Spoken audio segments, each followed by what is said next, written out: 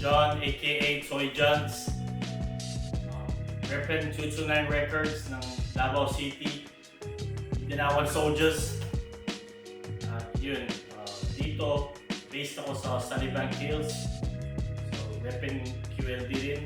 So ayun, ako nga pala si Kiro, repen Timog Makata at Tubong South Cotabato at Batang Pulumulok at shoutout Kanto Bapo Boys. Nahiligan kong mag-rap nung bata pa ako kasi parang lagi ko siyang naririnig sa radio, yung mga doon. Grade 3 pa lang ako, nakabisa ko na yung Kabit by Gagong Rapper, yun, yung mga foreign, mga 50 Cent, Lil Wayne yan. Oo, aminado akong new school pero tignan natin. Nakahiligan kong mag-rap simula grade 4 to grade 5, naririnig ko na yung Dagtang Lason, tapos lalong lumala nung sa 187 Mobstars. Yun, hanggang tuloy-tuloy na hanggang ngayon, talagang pag nakakarinig ako ng mga bagong labas na rap music, talagang nabubuhay yung dugo ko.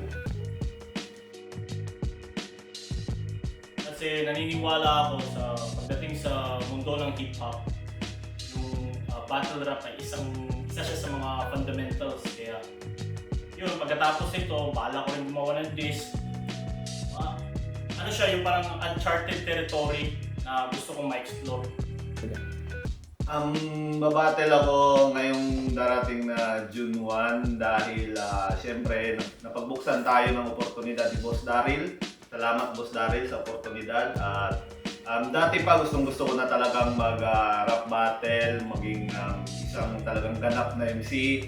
Pero yun nga, dami natin kailangan unahin. So ngayon na nandito sa Australia, gagrab ko na yung opportunity na yun.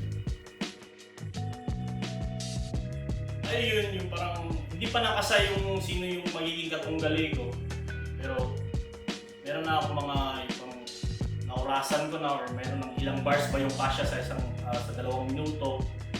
Kaya yun, pag walang tao sa bahay, kung kinakabisa, nagmumura ako doon, ako lang mag-isa. Kaya naghahanda ako, simpleng may beer lang dyan sa tabi, tapos nagsusulat every weekends.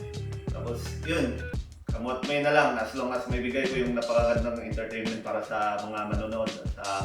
Siyempre manonood sa YouTube, susuporta yung sa page ni Boss Daryl. yun, yung mga kalahok sa event na to, paniguradong magagaling kasi aura pa lang, alam ko nang magagaling tong mga to eh. So, worth it siya puntahan. Masasabi ko lang sa mga manonood, suportahan nyo yung Underground Rap Battle. Siyempre sa page yan, suportahan nyo yung mga manonood, pupunta, kita-kits tayo doon. At saka parehas debut battle namin lahat to, pero talagang gagawin namin solido yung bawat laban. Ang masasabi ko kay Kiro, psych ko, parang magaling si Kiro eh. Parang old school siya na rapper. So parang magiging new school to versus old school.